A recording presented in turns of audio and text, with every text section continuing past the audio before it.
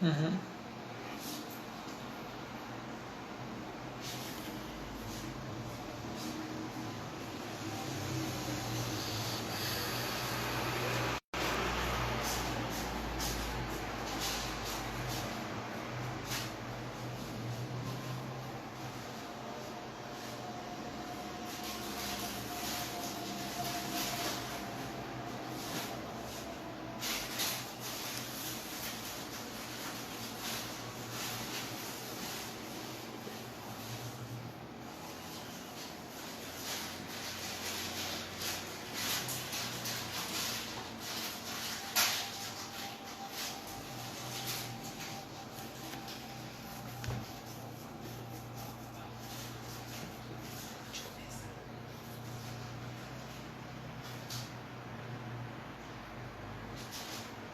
Ele ainda não entrou.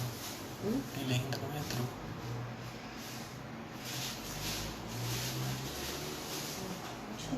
Começa falando sobre você.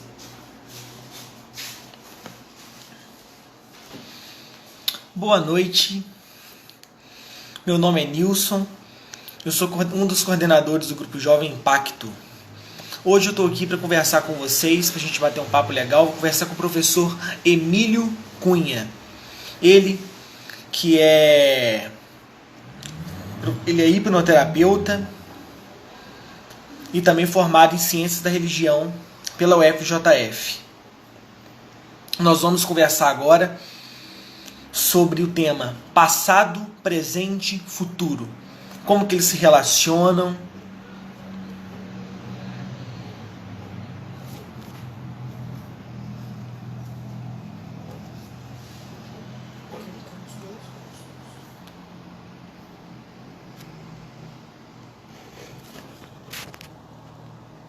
Ele não está aqui. Tudo bem. Entendi. Calma. Tudo bem?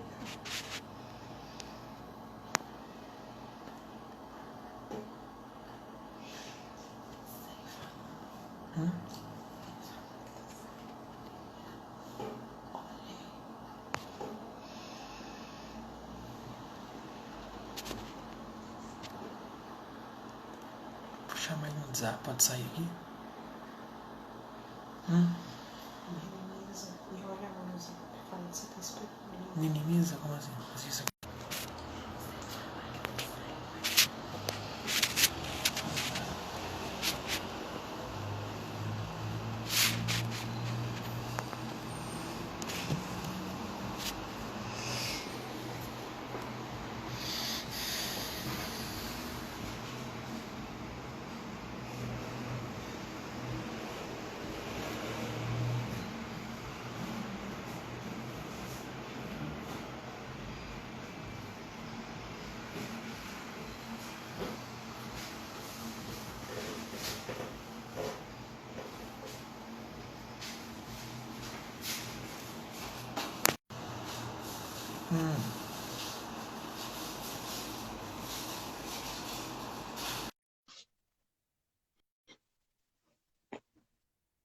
Agora sim. Uhum.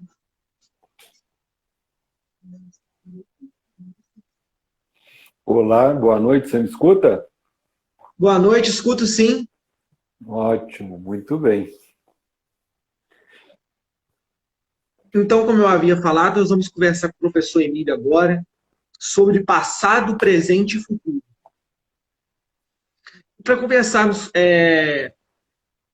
sobre um assunto tão importante, eu queria perguntar um pouco da relação sobre o passado, presente e futuro. Como eles se relacionam?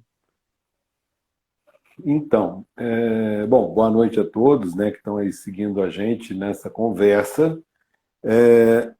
Antes de mais nada, para que as pessoas talvez entendam, né, a partir de que referencial que eu vou falar aqui, eu sou professor de filosofia, né, na faculdade do SES, né, que o curso funciona lá no Seminário de Santo Antônio. E, além de professor de filosofia, eu sou hipnoterapeuta, eu trabalho com a hipnoterapia. Isso para que as pessoas entendam que o que eu vou falar aqui, as questões que eu vou levantar para que a gente pense junto sobre essa questão aí dessas três dimensões do tempo, o passado, o presente e o futuro, eu vou falar a partir desses referenciais, não é? Então, que a partir daí as pessoas conseguem saber de onde a gente está tirando aquilo que a gente está falando, ok? Muito bem. Como é que passado, presente e futuro se relacionam, não é? Santo Agostinho, quando fala sobre o tempo, a primeira coisa que ele diz é que eu sei o que é o tempo, mas se você me pergunta o que é o tempo, eu não sei explicá-lo, não é? Todos nós temos uma espécie de percepção do tempo, não é? Que inclusive é extremamente volátil, né? Quando a gente está fazendo alguma coisa agradável, o tempo passa rápido. Quando a gente está fazendo alguma coisa chata, parece que o tempo não passa. Então, a nossa percepção do tempo é uma coisa muito subjetiva. E passado, presente e futuro se relacionam no ser humano. O lugar onde essas três dimensões do tempo se relacionam é dentro da nossa mente. A partir do momento que o passado nós o consideramos, né? Ou consideramos que ele exista na memória, o futuro existe nas nossas apreensões, nos nossos sonhos, nos nossos planos, e o presente é uma dimensão do tempo tão rápida, tão fugidia, né? Que é quase imperceptível. Porque quando cada um de nós se dá conta do presente, ele já é meio passado, não é? Porque ele é contado em segundos, em milésimos de segundos. Então, daqui a pouco haverá, sei lá, 1, 2, 3 minutos que estamos aqui conversando e quando a gente se apercebe desse tal presente, ele meio que já é passado. Ou muitas vezes nós só percebemos o que fizemos, né? Só tomamos consciência do que fizemos quando aquilo que fizemos se torna passado e, inclusive, às vezes já tem consequências. Portanto, respondendo à sua primeira questão, passado, presente e futuro se relacionam no ser humano, se relacionam na nossa mente. É esse espaço aí onde os três convivem. Muito bem. É muito interessante isso, a gente parar para pensar que, por exemplo, o que eu acabei de falar já não é presente mais, já é passado. Isso é muito interessante. Sim. Interessante ao mesmo tempo ansiogênico, né? Produz uma grande ansiedade quando a gente se dá conta de que o presente é essa coisa fugidia, porque ele está sempre como areia, né? Se você tenta segurar a areia seca na mão, ela está sempre saindo pelo vão dos dedos e, no final das contas, você não dá conta de segurar. E o presente é essa areia seca que a gente não dá conta de segurar e de parar e de prender, né? Então, ele provoca, às vezes, uma certa ansiedade na gente. Sim, é verdade. Professor Emílio, um dia Albert Einstein falou: tolo é aquele que faz as coisas sempre do mesmo jeito e espera resultados diferentes. Sim. Mas agir sempre do mesmo jeito não traz uma certa segurança no futuro que virá? Então, veja, primeira coisa que a gente precisa levar em consideração, essa frase ela aparece muito, né, nas mídias, nos Facebooks, WhatsApp, tal, ela é bem repetidinha. Sinceramente, eu nem sei se foi Albert Einstein que falou isso, mas, enfim, faz sentido. É uma frase que você escuta e fala assim, é mesmo, né? Então, só que a arte da filosofia, né, um filósofo alemão muito famoso na história da filosofia, chamado Immanuel Kant, ele disse que, inclusive em alguns livros de ensino médio, essa frase do Kant já abre o livro, né, para os alunos, que, no fundo, a gente não ensina filosofia, a gente ensina a filosofar, né?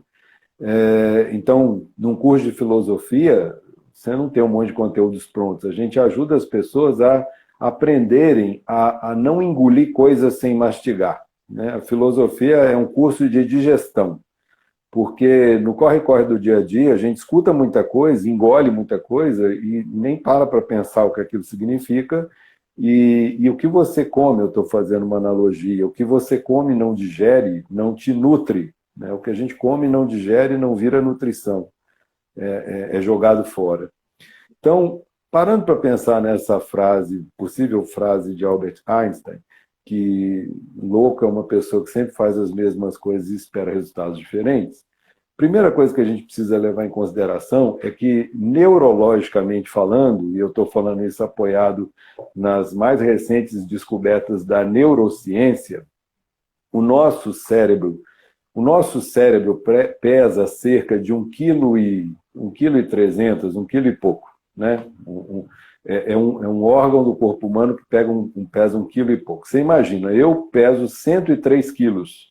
Então, o meu cérebro não significa nem 10%, ou talvez 10% do meu peso corporal. Mas esse órgão tão pequeno, levando em consideração o tamanho de um corpo humano, ele gasta 25% da energia do corpo. 25%, um quarto da energia do meu corpo é gasto pelo meu cérebro, né? Tanto que quando uma pessoa desmaia, cai a pressão, a pessoa desmaia, é justamente porque quando a energia não é suficiente, o cérebro é o órgão mais protegido do corpo humano, né? Quando o cérebro foi colocado em risco por uma ausência de circulação, imediatamente ele é desligado. Ele é desligado para não ter danos. Por que eu estou falando isso? O cérebro ele se programa e nos programa para economizarmos energia, porque ele gasta muita energia. Então ele precisa trabalhar o máximo possível com economia de energia.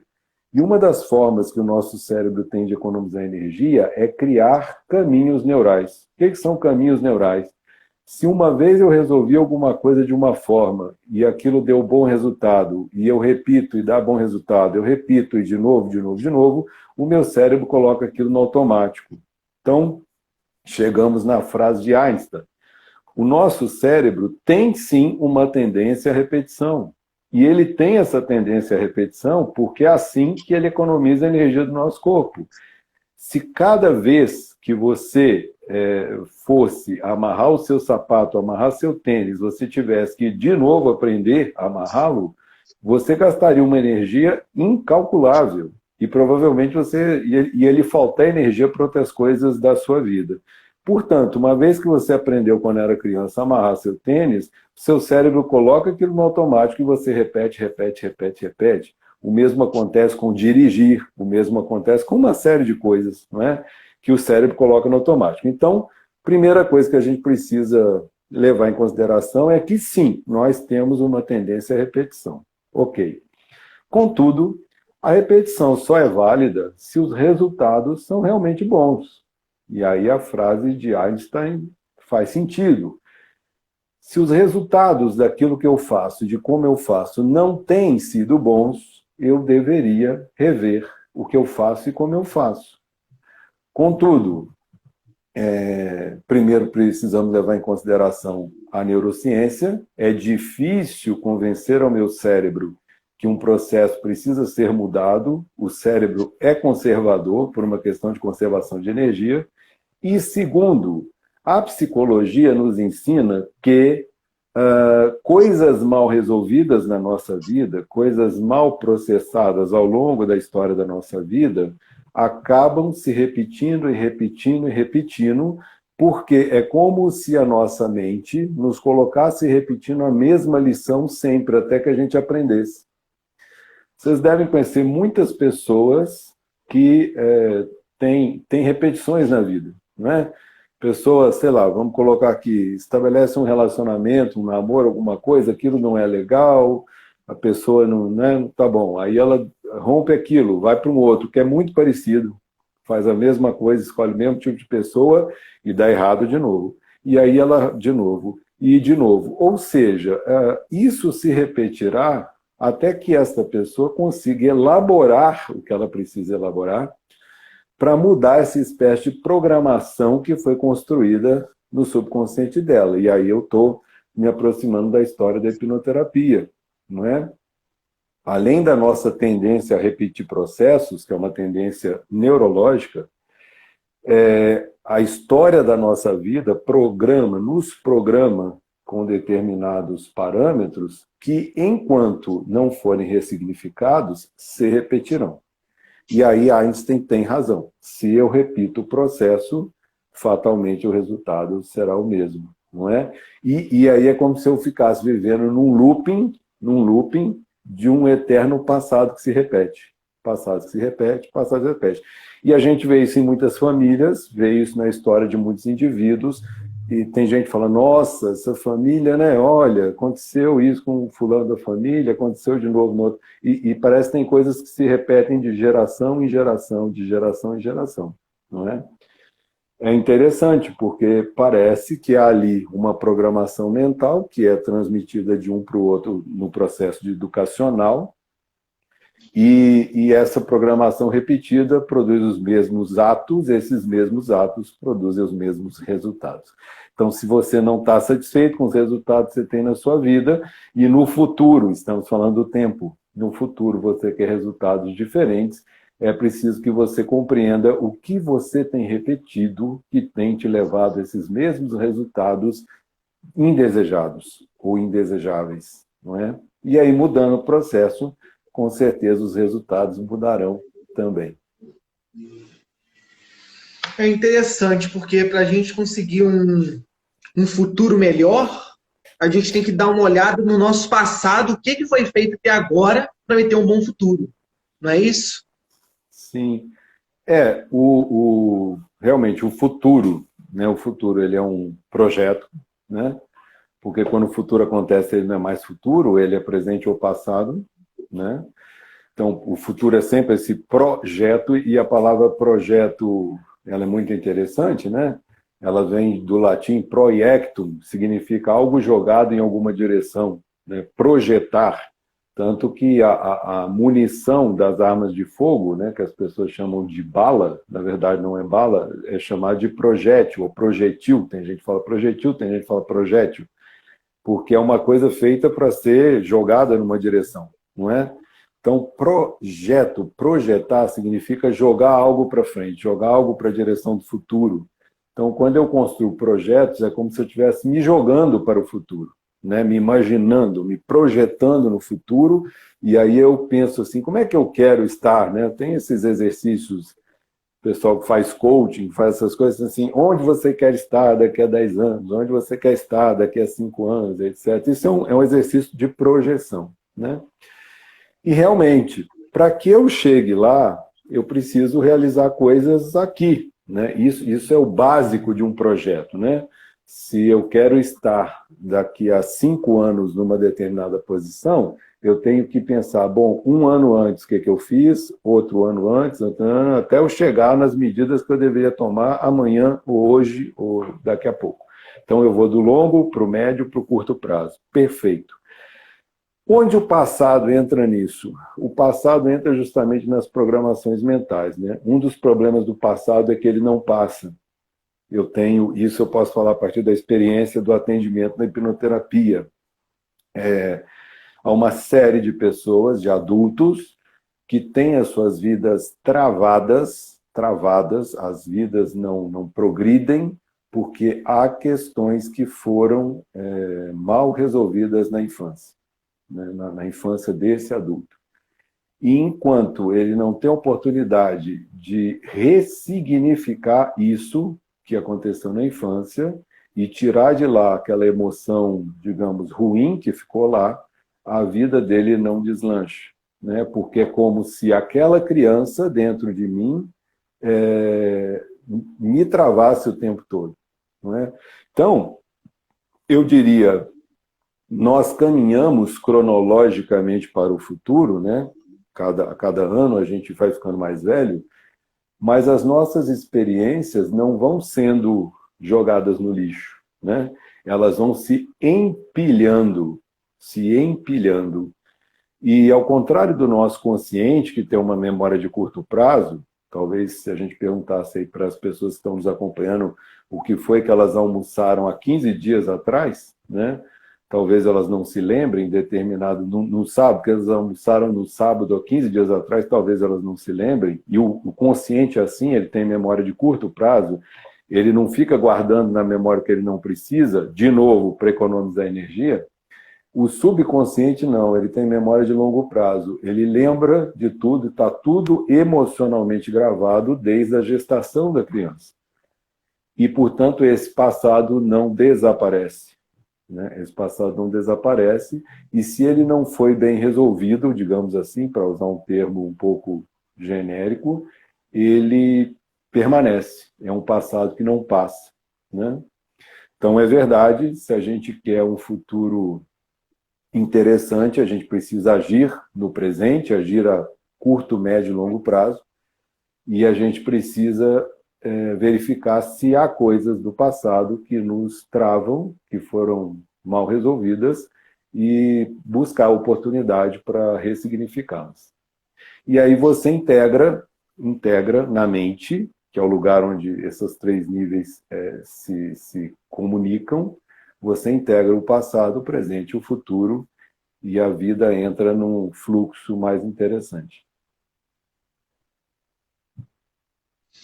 Passado, presente e futuro sempre ligados à nossa vida, né? Inclusive, Sim. através da hipnoterapia, a gente busca conhecer melhor esse passado que está no subconsciente, não é isso? Quando você está fazendo... Sim, a gente busca ressignificá-lo, não é? O que é ressignificar? Eu vou dar alguns exemplos práticos, né? Tirados de casos reais. Havia uma pessoa, um adulto, o comportamento, digamos, disfuncional que ele apresentava na idade adulta era que ele roía unhas, mas roía cronicamente a ponto de machucar os dedos, né? E ele tinha um pouco de sobrepeso, ele tinha um pouco de descontrole na questão alimentar. E aí ele foi para a hipnoterapia buscando a emoção que estava ligada, porque, como eu falei, o subconsciente ele é emocional, ele não é racional, buscando a emoção que estava ligada a esse roer unhas e esse comer além da conta, ele voltou numa cena, ele se viu nessa cena quando ele tinha mais ou menos 3 anos de idade, a mãe estava arrumando a casa e ele estava segurando no berço e soltou assim e caiu sentado. E a mãe devia estar com pressa, pegou ele por um dos braços e levantou ele rapidamente, ele se assustou e chorou. Nisso o pai dele estava entrando no quarto, viu chorando e achou que a mãe tinha feito algo, ou batido nele, ou dado uma bronca nele, começou a falar com a mãe e tal, os dois bateram um pouco de boca. Ele, com 3 anos, viu aquilo e sentiu como se ele tivesse produzido aquele conflito, né? Como se aquele conflito fosse culpa dele. Então, voltando na cena, ele, adulto, pôde explicar para aquela criança que ela não tinha nada a ver com aquilo, que os pais não brigaram, que não houve nenhum problema e que ele não tinha nada a ver com aquilo. Uma vez que aquela emoção, vamos dizer, aquela culpa, aquela some da criança, ela some do adulto. E aí ele ainda parou em algumas outras situações da vida dele, que foram, porque geralmente algo acontece que a gente chama de SI, o evento causador inicial, e isso é reforçado ao longo da vida. Para que vire um sintoma na vida adulta, isso foi reforçado, né? Só uma coisa que acontece assim não produz um sintoma na vida adulta, mas quando algo acontece ao longo da vida, é reforçado por outros eventos, acaba aparecendo na vida adulta. Uma vez resolvidas essas coisas, ou seja, ressignificada, né? Porque uma criança de 3 anos vê algo que acontece de uma forma, um adulto vê de outra forma. Uma vez ressignificado, desaparece aquela emoção, desaparece o roer unhas, desaparece o descontrole alimentar e a vida entra no fluxo. É assim que acontece. Interessantíssimo.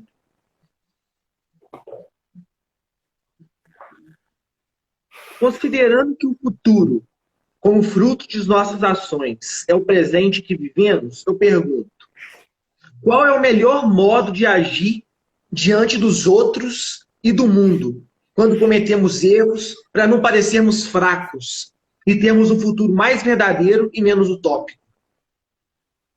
Nossa, aí tem várias coisas, né? Eu acho que, primeira coisa, quando a gente erra, ou seja, errar no sentido de fizemos algo que prejudicou alguém, fizemos algo que machucou alguém, eu acho que a primeira questão é se desculpar por isso, reconhecer o que se fez e pedir perdão à pessoa, não é? Ou às pessoas que a gente prejudicou, né? E essa questão do pedir perdão e do perdoar, ela também tem uma dimensão muito interessante no que diz respeito à ressignificação do passado e à projeção do futuro, porque é uma outra coisa, quer dizer, é uma prática da igreja. A gente está aqui numa discussão promovida por uma paróquia católica, né? E dentro da prática cristã católica existe a prática da penitência, é um sacramento, inclusive, né? O perdão é sacramental, ele é tão importante que ele é considerado um sacramento, ou seja, um sinal de Deus. E a gente verifica na prática do atendimento às pessoas que, enquanto elas não conseguem pedir perdão por aquilo em que erraram e que reconhecem que erraram, e perdoarem aqueles que erraram com relação a elas, a vida também não deslancha, não é? É curioso, porque nós temos a impressão de que quando nós perdoamos alguém, nós estamos libertando a pessoa perdoada. E de certa forma, quando a gente perdoa alguém, a gente está libertando a gente mesmo, porque o rancor e o ressentimento nos prendem ao mal que nos fizeram, né? Nós somos aprisionados pelo mal, pela ação do outro, não é? E uma ação lá do passado, ela continua nos aprisionando ao longo do tempo, enquanto nós não perdoamos. Uma vez que a gente consiga perdoar essa pessoa, ressignifique, compreenda isso profundamente, né? Que você, quando perdoa, você se liberta. Você se liberta dessas correntes do ressentimento, da raiva, né? E aí, a vida do outro é a vida do outro, e ele vai seguir com a vida dele, vai seguir com os problemas dele, vai seguir com as questões dele, e cabe a ele buscar um caminho para a vida dele. Mas quando eu perdoo, eu me liberto disso que foi feito, eu me liberto da influência dessa pessoa, e eu liberto a minha vida, para que a minha vida possa fluir finalmente, não é? Então, você falou a primeira questão é essa, do perdão, não é? Com relação ao futuro, né? Eu acho que quando a gente reconhece que errou, há aí uma oportunidade de aprendizado, né? Posso aprender. Que outra forma tem de fazer isso? Né? Como eu poderia ter feito isso? Como é que eu poderia ter feito isso para que o resultado fosse outro, né? E estar muito atento aos resultados, né? Aos resultados do que a gente faz. Porque quando eu perco essa perspectiva dos resultados, eu não sei mais o que eu estou fazendo, né? E por mais bem intencionadas que as ações sejam, é preciso que elas produzam resultados interessantes. Porque mesmo uma ação bem intencionada, se ela produz um resultado ruim, se ela produz sofrimento para alguém, ela precisa ser revista, né? Mesmo que esse sofrimento não tenha sido intencional, foi né, um efeito colateral de alguma coisa. Mas a gente precisa estar aberto a aprender. E aí, a gente toca numa outra coisa muito interessante, que projetos precisam ser flexíveis, não é? Hoje em dia a gente vê muito no Instagram, em todas as mídias, essa coisa de vamos lá, essa coisa do ser agressivo, né? Você tem que pegar o futuro com as mãos, você tem que pegar o seu futuro é você quem faz, e vamos lá, e vai. Não é assim, né? Pessoas, a gente não pode, né, lidar com a questão do futuro como se a gente fosse um touro numa tourada, né? Você sabe que o touro ele nunca consegue acertar o toureiro porque ele olha, vê onde o toureiro está, abaixa a cabeça e vai. E é por isso que o toureiro sai da reta dele e dá certo, o touro nunca acerta o toureiro. Porque o touro não corre olhando para o toureiro. Ele olha, abaixa a cabeça e vai. Quer dizer, eu não posso agir como um touro. Eu olho, vejo onde estão meus objetivos, abaixo a cabeça e saio correndo. Não, eu preciso ir ao encontro dos meus objetivos de cabeça erguida, porque eu preciso ver se o que eu estou fazendo está ou não me aproximando dos meus objetivos. Senão eu vou agir racionalmente como um touro. E tem gente que vive a vida como touro, né? É muito engraçado, às vezes você encontra gente assim, não, porque sempre tive o projeto de ter uma família. Então, não, vou ter uma família, vou ter uma família, eu vou ter uma família, o cara vai ter uma família, bicho. Não interessa com quem, não interessa como. Assim que ele encontrar alguém disposto, ele vai dar um jeito de ter uma família. Como se família fosse um negócio que você produz numa fábrica, né? Ah, eu vou casar, vou ter um filho, vou comprar uma casa. Pronto, eu tenho uma família. Não, família é uma construção de todo dia. Família é uma coisa artesanal, não é produção em série, é artesanal, né? Então, assim,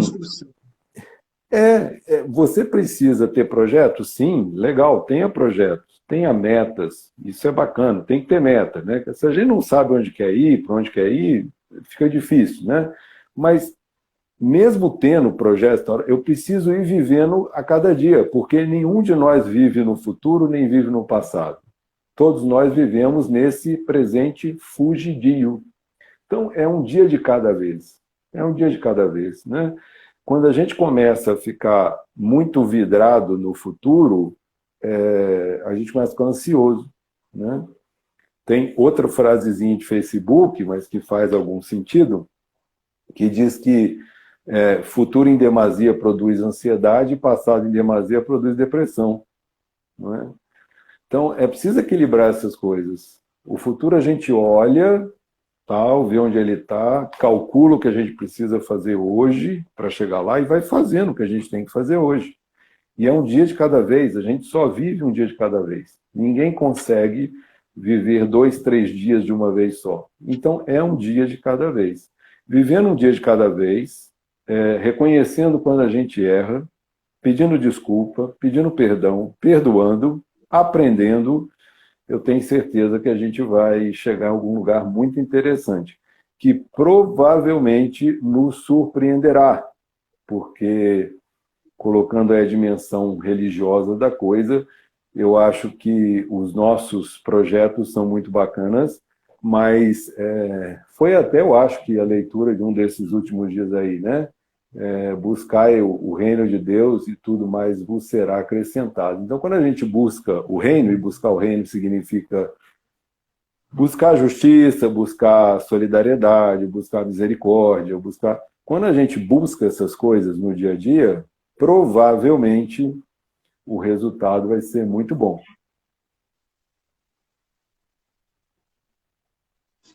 Sim, igual você estava falando sobre o perdão ele é libertador, né? Porque eu vejo muitas pessoas que às vezes elas não perdoam, e às vezes aquela pessoa que você não perdoou, ela já está vivendo a vida dela, tá tudo bem, e você tá ali com aquela mágoa, não te deixando te funcionar para frente, não deixa você seguir um caminho, porque você não está se permitindo perdoar. Sim. O outro é um bem antes para você mesmo, não é mesmo? Sim. É a sua libertação, né? O perdão liberta a quem perdoa, né? O perdão sempre liberta quem perdoa. E veja, retomando aquilo que a gente falou, se você insiste em ficar ligado a alguém que te fez sofrer, é porque tem algo em você que liga você a essa pessoa, né?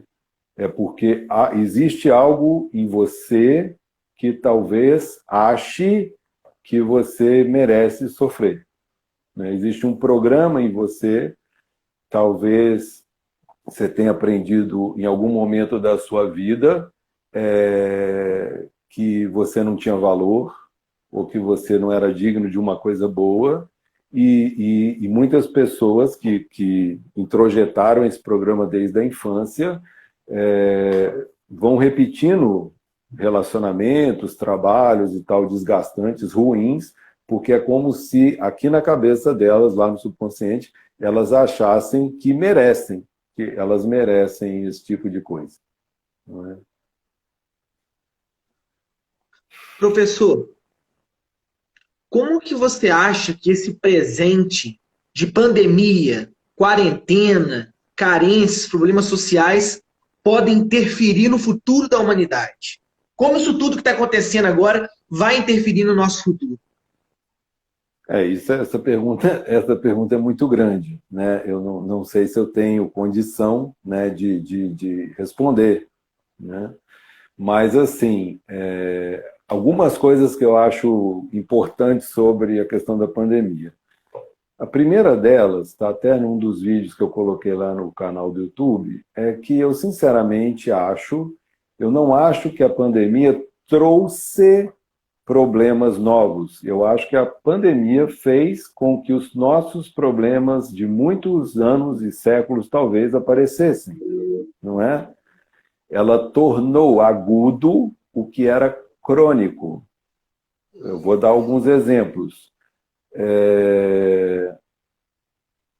A gente, já há algum tempo, por uma questão, digamos, de especulação imobiliária, se fazem apartamentos cada vez menores, não é?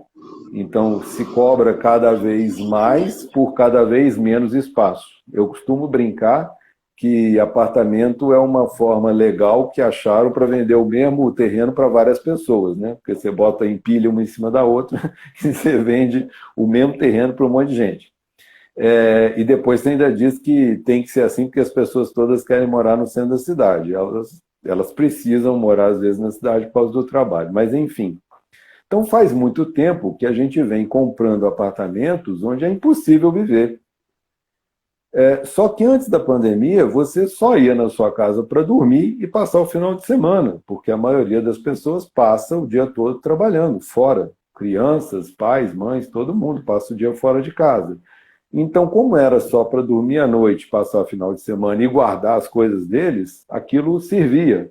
Agora, como a gente está tendo que ficar 24 horas por dia dentro de casa, a pessoa está começando a perceber que ela não tem espaço e que ela não tinha espaço, mas ela já não tinha. Ela só está percebendo isso agora. Há muitas pessoas que há muito tempo não conversavam muito. Muitos casais, muitas famílias não conversavam muito, não é? E já não conversavam, estava cada um no seu canto, cada um no seu celular, cada um na sua TV, cada um, sei lá. E antes, quando a gente, repito, só ia em casa para dormir à noite, dava para meio que não perceber isso, ou mesmo que percebesse, dava para a gente, uma hora dessa, a gente precisa conversar, uma hora dessa, a gente precisa ver isso, uma hora dessa.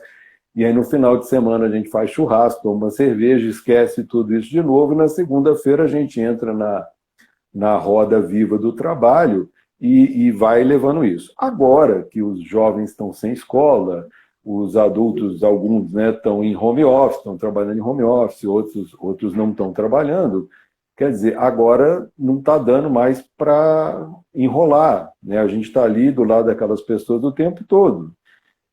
Não sei se todo mundo já deve ter vivido essa experiência de quando a gente entra no elevador de um prédio comercial e entra um monte de gente, não é? E todo mundo começa ou olha para cima ou olha para o pé, olha para cima ou olha para o pé. Por que a gente faz isso? Porque a gente ficou preso num lugar pequeno com um monte de gente desconhecida. Tem casas, hoje na pandemia, que estão com esse clima de elevador, porque é como se fosse um monte de gente desconhecida presa num lugar pequeno, né? Mas isso não foi a pandemia que causou. Estava assim. A pandemia só tornou isso uma coisa aguda, né? E por isso estão surgindo muitas questões. Então, como será o futuro? Eu realmente, eu estou tirando isso aqui da fala de um filósofo famoso aí nas mídias, o professor Luiz Felipe Pondé, né? Eu não acho que depois das pandemias, nós vamos mudar, seremos outros seres humanos, né? O Pondé falou isso num vídeo dele do YouTube, e ele falou isso baseado, inclusive, historicamente, em outras pandemias mundiais que já aconteceram na história, e que nem por causa disso, depois dessas pandemias, o mundo mudou radicalmente, né? Acho sim que algumas pessoas vão aproveitar ou podem aproveitar esse tempo para repensar essa questão do espaço em que elas vivem, repensar a questão das relações nas famílias, repensar a questão da presença. Outro dia eu falei isso num vídeo, né? Até hoje, tanto nas empresas, eu dou consultoria para empresas também, até hoje, tanto na empresa quanto na escola, a presença é uma coisa física, né? Você dizer que você está presente na escola, você responde uma chamada ou assina uma chamada. Para você dizer que está presente no trabalho, você marca um ponto. A partir dessa pandemia agora, com a questão do home office, né? As pessoas estão trabalhando e não estão na empresa. As pessoas estão estudando e não estão na faculdade. E a pergunta que virá depois da pandemia é se elas precisariam estar. Será que a gente realmente precisa estar na faculdade para estudar? Será que a gente precisa realmente estar no prédio da empresa para trabalhar? E aí a gente vai começar a falar de uma presença que não é quantitativa, é uma presença qualitativa, é estar inteiro ali. Estar inteiro. Eu estou aqui na minha casa, você está aí na paróquia, né? As pessoas estão na casa delas, mas nós estamos aqui presentes, intensamente presentes. E talvez, se nós estivéssemos todos numa sala com um monte de carteira, eu lá na frente falando e você, as pessoas iam estar dispersas, né? Então, acho que a pandemia nos dá a oportunidade para o futuro de pensarmos na qualidade da nossa presença. A gente está em casa mesmo, a gente está com as pessoas mesmo, a gente está no trabalho mesmo, a gente está na paróquia mesmo, a gente está na missa mesmo, a gente está... E se a gente não está, por que não está? Porque tem uma vertente budista chamada Zen Budismo, que eu conheço superficialmente, eu não sou nenhum especialista, mas conheço o suficiente para saber que eles dizem que uma das maneiras da pessoa evoluir espiritualmente é ela estar presente em cada momento da vida dela. Então, se eu estou lavando o prato, eu estou inteiro lavando o prato. Se eu estou vendo televisão, eu estou inteiro vendo televisão. Se eu estou conversando com você agora, eu estou inteiro aqui conversando com você. E isso talvez seja uma coisa legal para a gente pensar para o futuro, no pós-pandemia, que é essa coisa da presença mais intensa, de uma presença qualitativa, porque isso faz bem para a nossa saúde, faz bem para o nosso espírito, faz bem para o nosso futuro. Eu dou aula já há muitos anos, comecei a dar aula no ensino médio e depois na faculdade, e o que a gente vê muitas vezes são alunos de corpo presente. Sabe a missa de corpo presente? Quando você reza a missa e a pessoa não está ali, porque o que está ali é o corpo dela? Pois há alunos de corpo presente, né? Há maridos de corpo presente, há esposas de corpo presente, há filhos de corpo presente. Então, isso adoece, porque quem fica de corpo presente é alguém que já morreu. É alguém cuja alma não está mais aqui, não é? Nós estamos vivos, então é muito bom que a nossa alma e o nosso corpo estejam no mesmo lugar. Começar a separar o corpo e a alma, que significa que eu estou aqui, mas minha mente não está aqui, adoece a gente, provoca ansiedade, né? Eu estou falando aqui, a pessoa está falando, já está pensando no próximo compromisso que ela terá, está pensando no amanhã, está pensando na segunda-feira, aí quando chega segunda-feira ela está pensando na terça ela pensa na sexta, e ela adoece, porque não há ser humano que suporte esse deslocamento da alma e do corpo.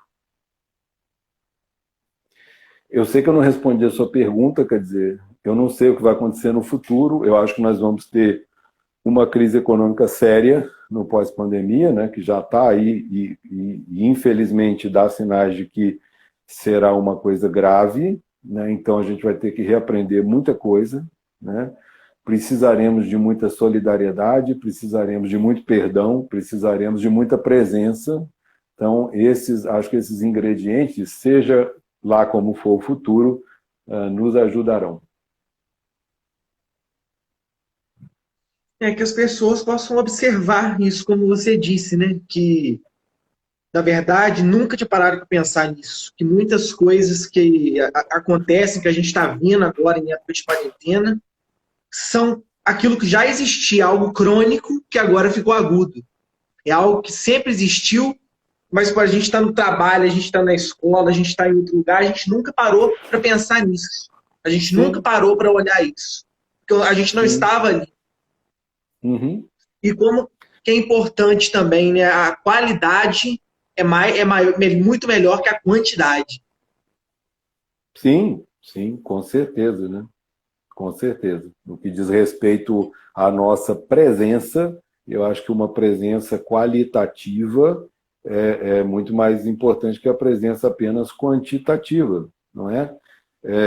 Algumas pessoas acho já comentaram que hoje, com esses eventos que têm sido feitos, né? Tanto na igreja quanto no mundo da cultura, o pessoal que está fazendo show e tal. Outro dia eu mesmo vi o show do Skank, né? Tinham, sei lá, no final do show tinham 10 mineirões assistindo o show, né? O cara falou, nunca na nossa vida tanta gente assistiu um show da gente. Então, quer dizer, tinham, sei lá, quantas mil pessoas, quantos milhões de pessoas que já tinham dado, e nunca fisicamente eles tiveram tanta gente ligados num show deles. Então, olha que legal, né? Olha que legal. Então, eu acho que há muitas oportunidades. Não comungo da opinião de algumas pessoas de que o vírus veio para nos ensinar isso, ensinar aquilo. Eu acho que eu, sinceramente, tenho muita dificuldade de acreditar que as coisas aconteçam assim. Eu acho que o vírus é um vírus, né? Existem, segundo uma reportagem que eu assisti na televisão, há mais de 1.500.000 vírus que a gente sequer conhece, que nós sabemos que eles existem, mas não sabemos nada deles. Então, qualquer um desses 1.500.000 vírus podem começar a dar um jeito de se desenvolver em seres humanos. Então, isso acontece, não é? Não acho que isso acontece por alguma coisa, ou aconteceu por algum motivo. Eu realmente não comungo com essa ideia. Mas acho que a gente pode aprender com as coisas que acontecem, sejam elas quais forem.